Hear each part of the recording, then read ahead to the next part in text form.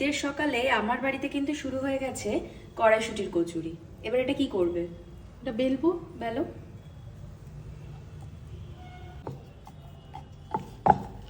কি সুন্দর। এবার ভাজতে হবে। ভিতরে দেখো কড়াইশুটির স্টাফিং রয়েছে।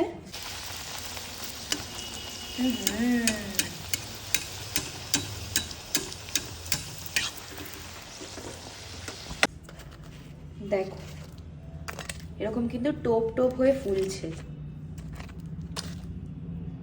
উফ, দারুণ। সকালটা একদম জমে গেছে। সাথে কিন্তু রয়েছে নতুন আলুর দম।